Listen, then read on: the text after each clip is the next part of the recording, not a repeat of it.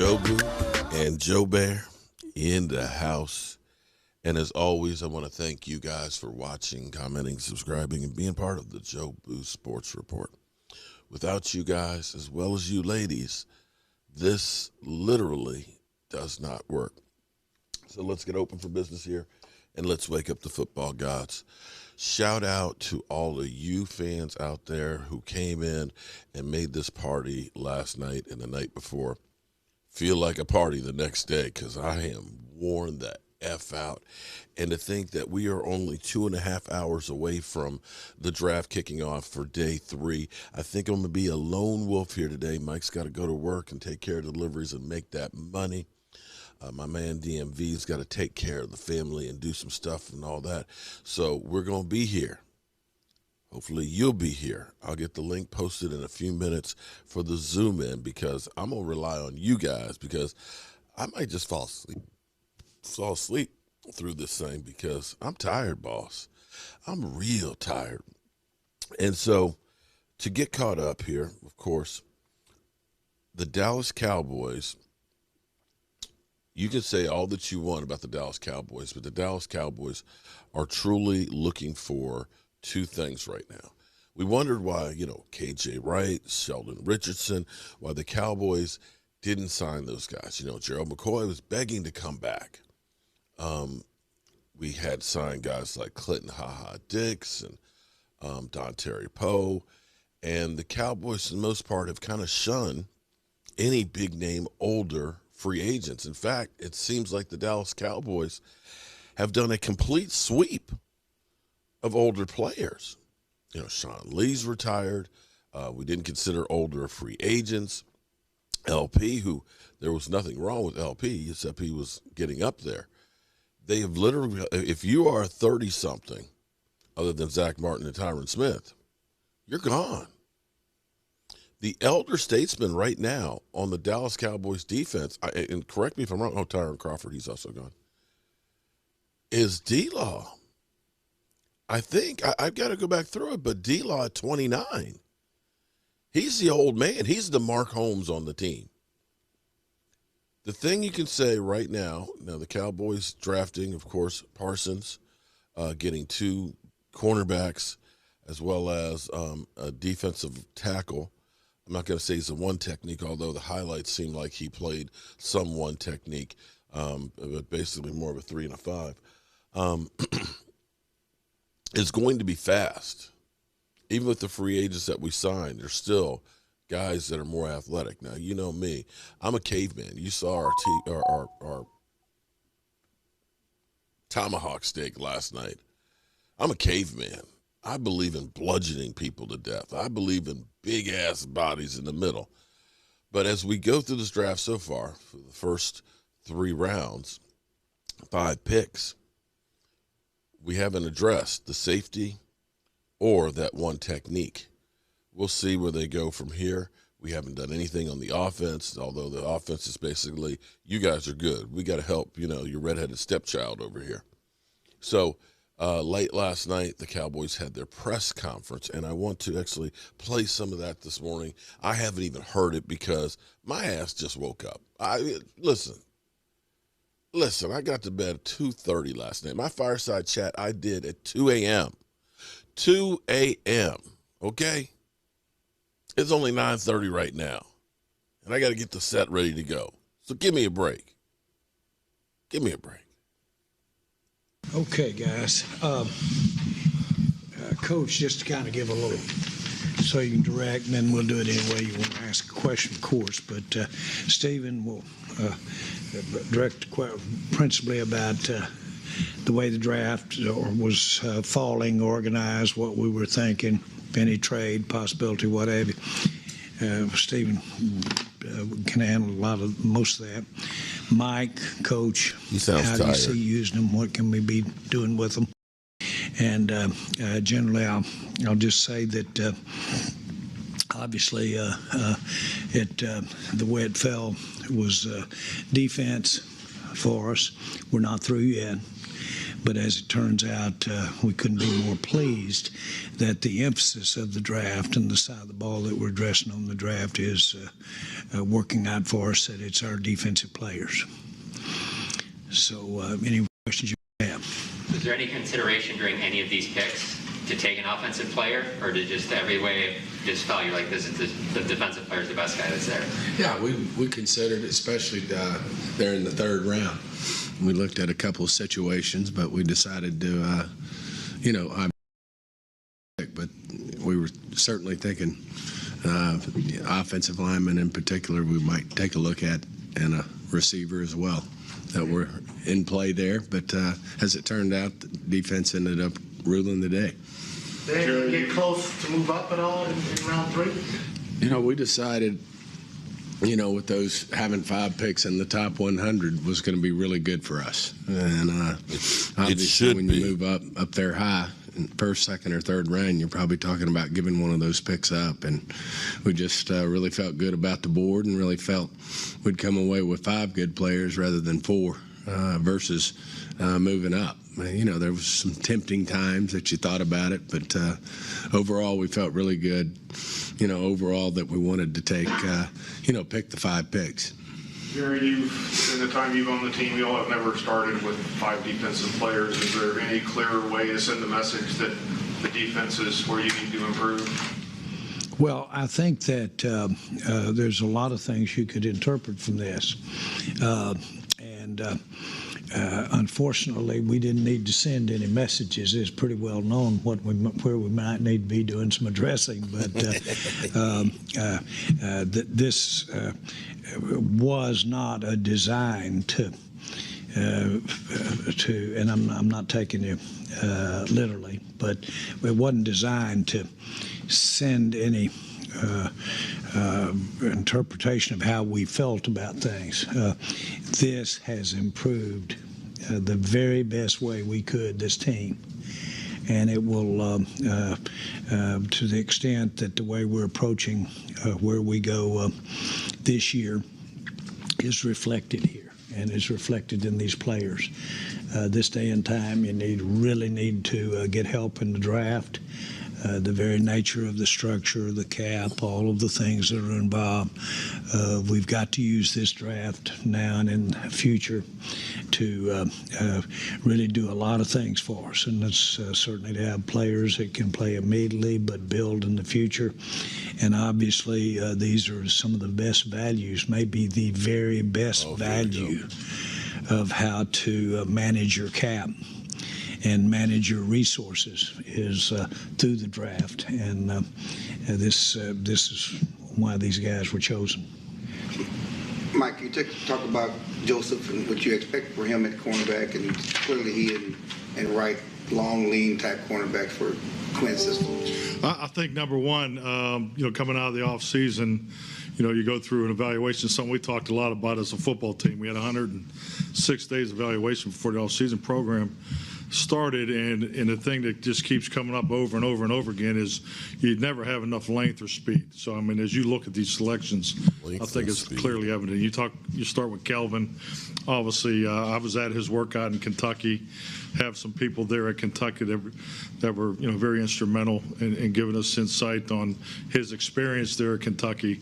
So a tremendous athlete. I mean, I think just his physical skills are something that just really stood out to us, not only on film and his year there, but his opportunity playing corner, but in the workout that day. So Deshaun Wright, love his length, and I really liked his path through his career, the receiver skills.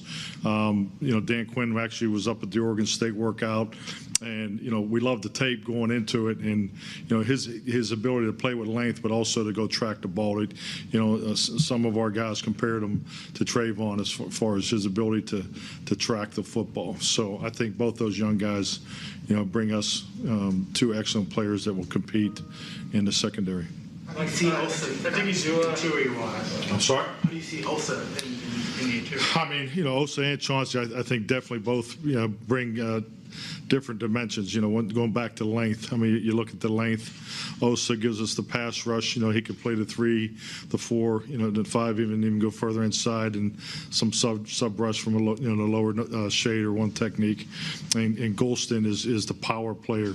Will play more to our base side. He could play the 3, but also I think it'll be a power player for us in the 4-eye technique, the 5, and out to the 6. So just 2 young studs, give us length, give us some more juice there, and we feel really good about our depth now in our front. So what about the one technique? Both those big guys. Osa and Parsons both have a history in wrestling. I mean, is that just a coincidence, or do you guys some coaches really like wrestling when it comes to defensive players specifically? Well, we're big fans of the WWE, so I mean that's exactly what I'm trying to. This is show business, right, Jerry?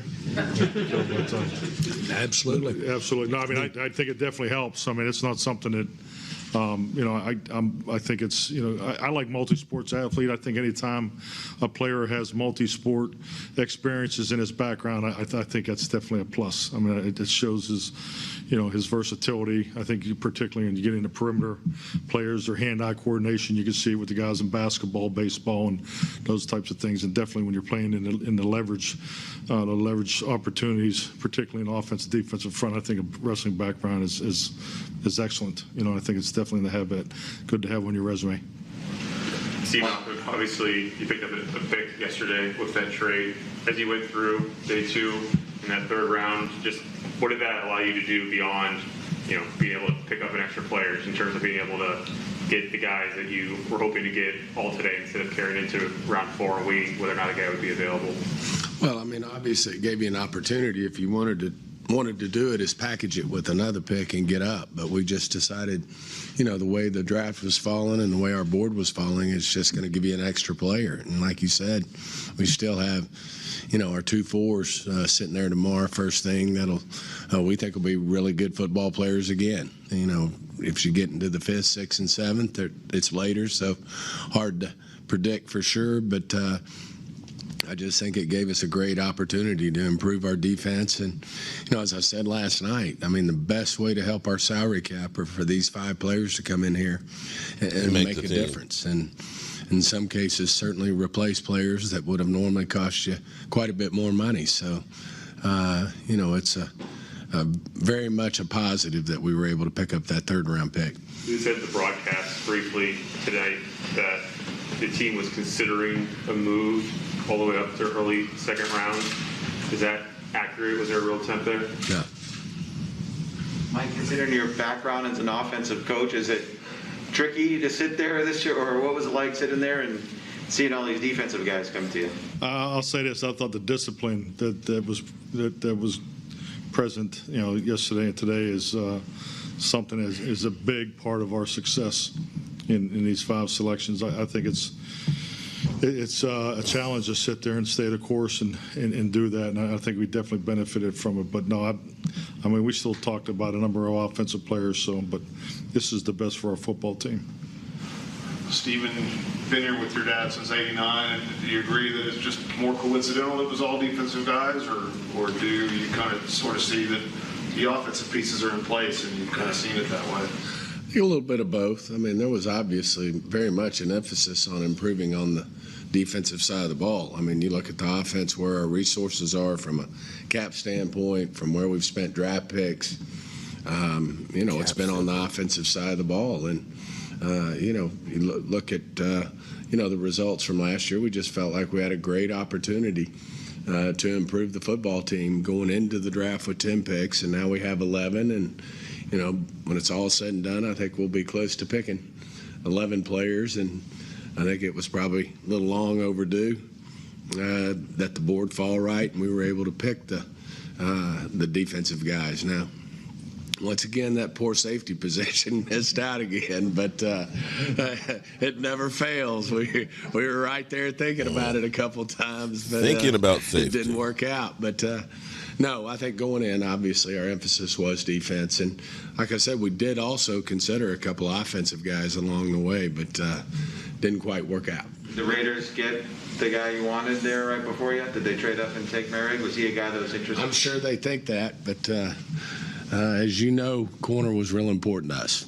to get a corner in this draft. And as much as we love the player the Raiders got, we were pretty focused on getting a corner.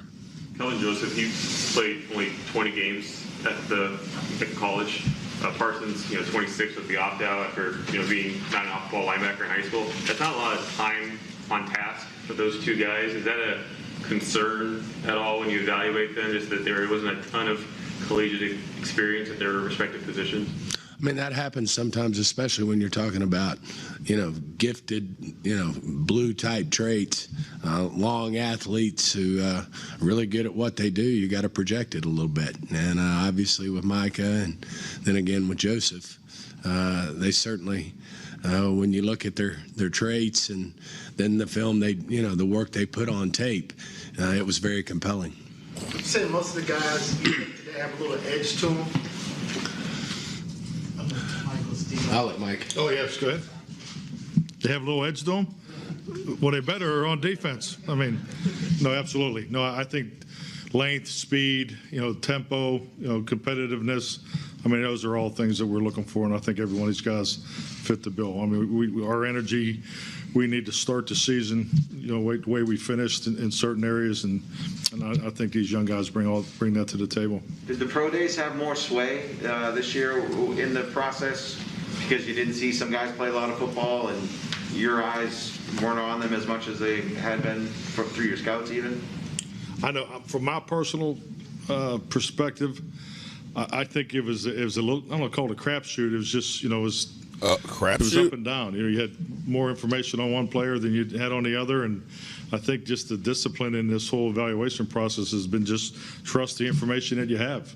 Let's not overreact to the COVID. I mean, not overreact to how many games they played. I mean, you can look at it either way. I mean, he didn't play many games, but, I look at it, the guy has a higher ceiling. So, I mean, it's just how you view the information that was available. And I think our personnel department and the whole evaluation process, we stuck to our guns and we were disciplined and, taking the picks and just frankly, we really knew the players we picked. We felt really good about the guys that we picked, and we felt really good about the guys that we wanted to pick. And I think that's the discipline in this year of all years. Along those lines, you talked about before the draft medically, the questions going into this draft, a little more uncertainty. What's your confidence and your full grasp of where all these guys are that you've taken so far, where they are medically? Do you know for certain, or you wait until they get to the building and to really feel like you have a strong feel of that? I mean, it's not what it normally is. I mean, there's no question about that. But I feel from my chair, I feel good about the information that our medical staff and Will McClay and his staff have put together. And we obviously get these players here in the rookie orientation, and we'll obviously know more then.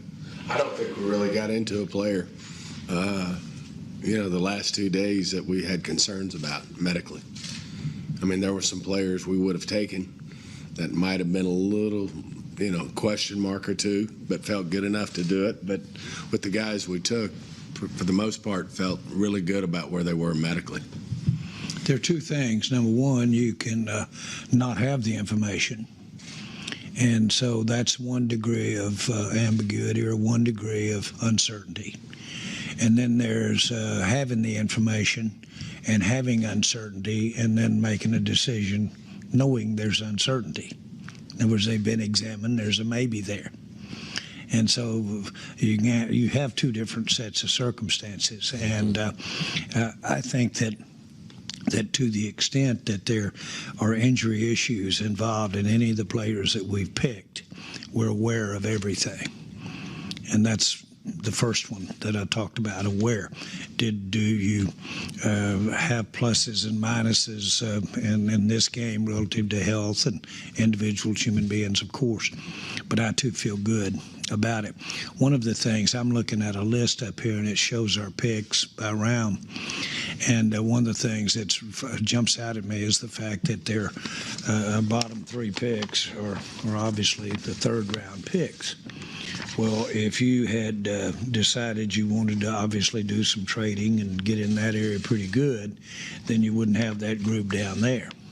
So that when we got to that group down there, we had anticipated there being some players that we really thought could help the Cowboys in the future.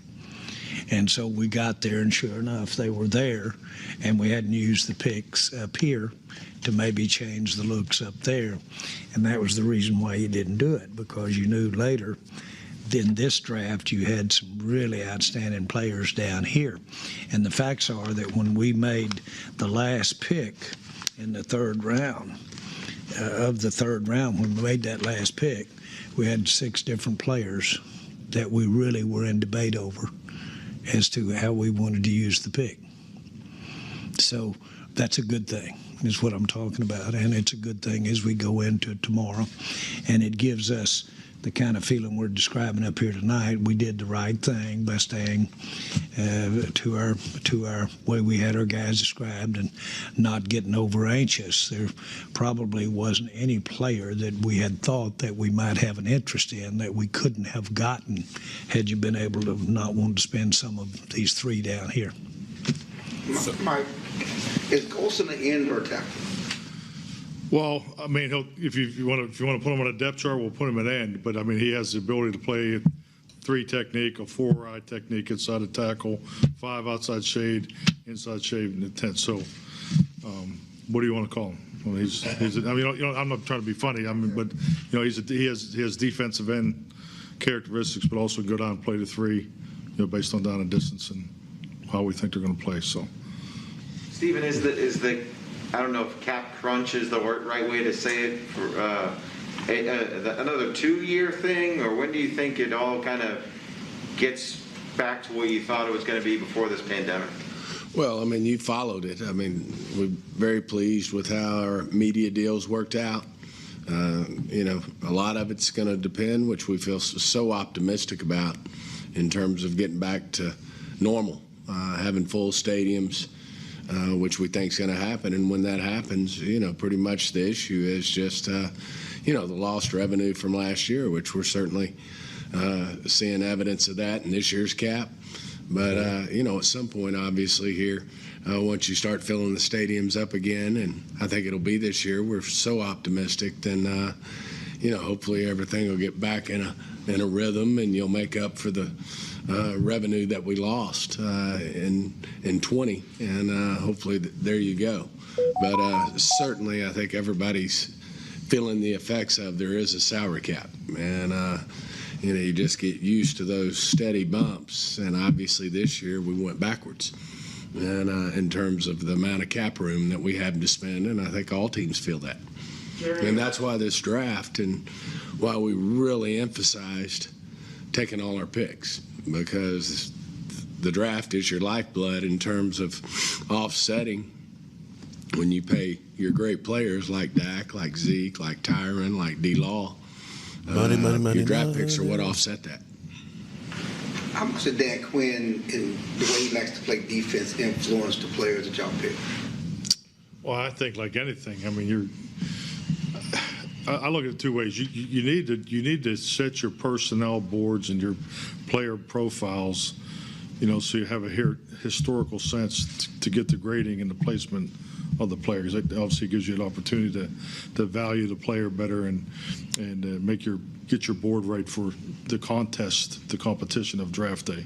Now, how you do that is the defense and the offense come in and you build profile tapes, and you sit down with the scouting department and we collaborate and we come up with a profile for each position. So I think obviously, offensive coordinator and defensive coordinator, the profiles of how we want to play in conjunction with the personnel department is how we view how the players will be used and the characteristics you like to have in that player.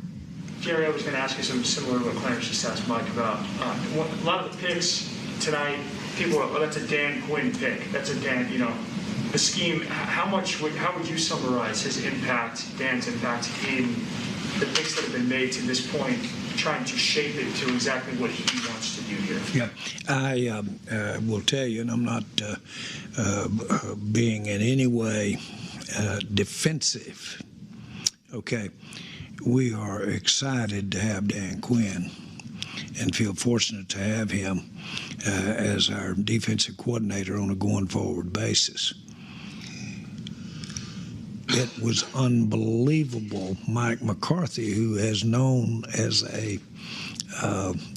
having an offensive bent, how much he was influencing taking this defensive group that we took today as we were sitting there. And so it was just, matter of fact, it was commented on and directly in there. But the point is that certainly we want to have on the same page.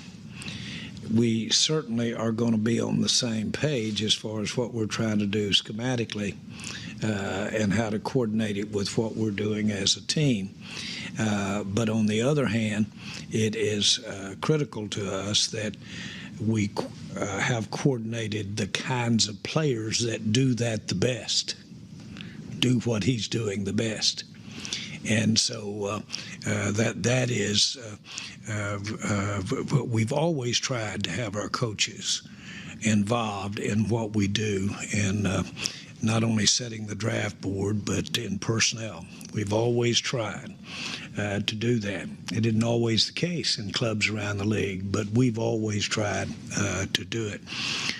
When you have people of the stature of Dan Quinn, and you have Mike, and you have the kinds of people that are doing this, then they are very impactful. Along those lines, how much of your mindset has been on the defense based on what happened last year and trying to basically fix what happened last year? I mean, I talked about it in the postseason press conference. Every year you have to take a hard look, and you have to either make changes, adjustments, and emphasize and expand on what you've already accomplished. I mean, this is part of the change. I mean, this is clearly part of the change and the advancement of how we want to look as a football team, how we want to play as a football team. And not only that, we want competition all the way through our building, especially most importantly in the locker room. So we're going to have an extremely competitive, hopefully the OTAs, but more importantly, a very competitive training camp. And that's all you can ask for as a coach. Jerry, every time the draft room cam showed you guys, it seemed like you guys were having a good time. It seemed like you were happy about the picks you made. I was wondering how you would compare it to how you feel or you felt after the first 2 rounds last year. It was obviously well publicized that you guys did really well with the Trayvon Diggs and CeeDee Lamb and Gallimore. How does this year through the first 3 rounds compare to the way you felt last year through the first 3 rounds? Well, I think that it was different. We're together this year. We were remote last year, and I don't know if that's what you're alluding to, or are you alluding to the results? The results. Okay, great. Well, we were pretty happy about number 88 last year when we got him, and this year we were pretty happy about that. We had to coordinately. We had to make adjustments as we came in with some things that we had thought might come our way relative to the early corners. And so all of those things are reflected in the expressions that you might see in a draft room on your face. At the end of the day, though, to have gotten a player like Parsons and then to have followed that up with the kind of day that we had today, which we got to see and feel as far as our attitude and how we were smiling or not smiling on a deal when we came through and ended up with our 3rd round picks today, our second, of course, pleased as well. It made it a very fun day. Made it a very rewarding day, and one that I wouldn't want to try to redo here. Is that it? Stephen, now that you're closer to the end and the beginning, how do you see the backup quarterback thing as it relates to the draft? Well, the only thing I always add to personnel, as far as quarterbacks are concerned, we're always looking to improve our roster, not only quarterback, but any other position on the team. And, a lot of times after the draft, people draft quarterbacks, they let other quarterbacks go. But in general, I'd let Mike speak to, obviously, he's been around a lot of great quarterbacks and knows what we're looking for on the offensive side of the ball. So I'll let you speak to that, Mike. Definitely. I mean, it goes back to the earlier answer. We want competition, especially in that room. So, I mean, if there's an opportunity to to continue that, we'll definitely do it. I think really what we've concentrated on the last 2 weeks is a coaching staff, particularly Kellen and Doug, is just to make sure that room's totally on the same page, because we didn't have Dak in there last year. So now that we're able to have the virtual meetings and get the coaching and the footwork and all the basic fun, so we're getting to go through some things at the detail and in depth as we haven't had the opportunity to, and as I was accustomed in the past. So getting that room set has been really good the last 2 weeks. And obviously having Dak as the lead man in there. But yeah, I think if the opportunity presents itself to add competition, I think we definitely look at that. Steve, you guys led the NFL for this draft in compensatory picks.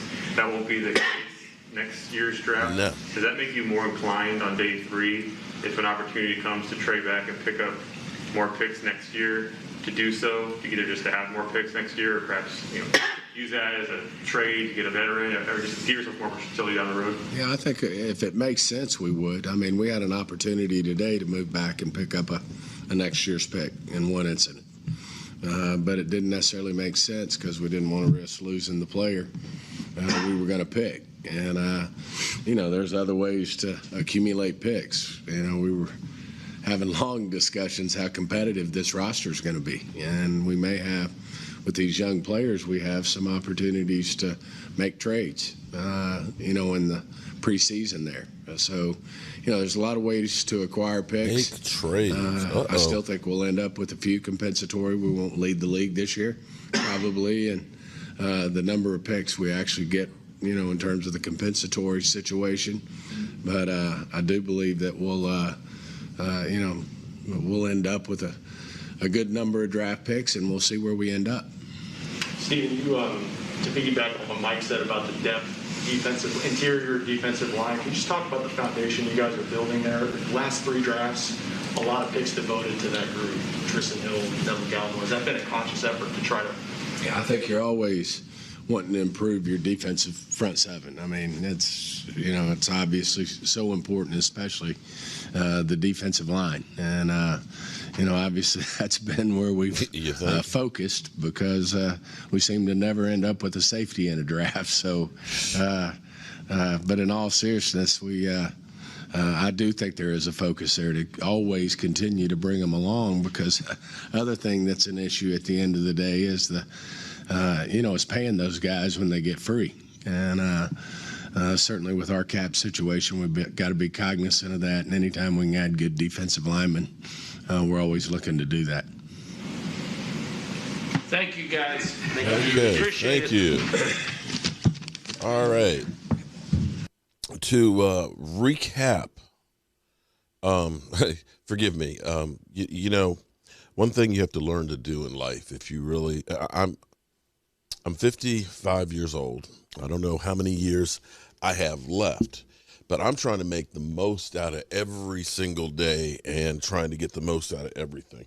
So I multitask. So if you are one of the channel members and you want to join in the live stream and be part of the audience. In fact, I need your guys' help because I may fall asleep. You guys may end up hosting the show from the Zoom call. So if you are one of the channel members, the link is already posted in the community tab for it and so on. And was working on a couple other things there, but so I have to literally multitask. I'm always thinking and doing quite a bit. Sometimes you'll think I'm in a daze and sleep and all that, but I'm constantly thinking about something else.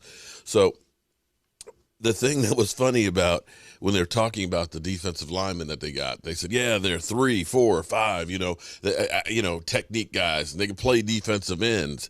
And herein lies the problem. They always get guys that are 3, 4, 7s, 8, that they're outside guys, but they never ever get a guy who is just a 1. And then, of course, safety. You heard safety. We always look at safety, but some reason we just can't seem to find a safety. We just can't. We just can't seem to find one. And one other thing that was really kind of key here, as he talked about, we were going to have a competitive roster, which is true. With all these picks and things, you got a lot of guys that are going to be fighting for jobs. There's not going to be dead weight. And he said we could possibly be making trades possibly making trades like during training camp. So what that tells you is, if it ends up being that Micah Parsons is like really doing some stuff, maybe, you look and say, maybe we can trade Van Der Esch or I'm not saying that that's the case, but this is the way you look at it. And this is one of the reasons why veterans don't, really like the draft, because there's always a young gun that eventually is going to try to take your spot. And that's where they're going to go ahead and be. They also talked about Dan Quinn, kind of getting his stamp on here. You can see that Dan Quinn is trying to build that Legion of Boom defense. So that's where we are. I don't. This video has gotten kind of long-winded. I'm sure most of you guys aren't really there because it's already 10 o'clock. We're 2 hours from the draft. But I wanted to get this out, and I'll have some shorter videos to talk about this. So as always, guys, you know the drill.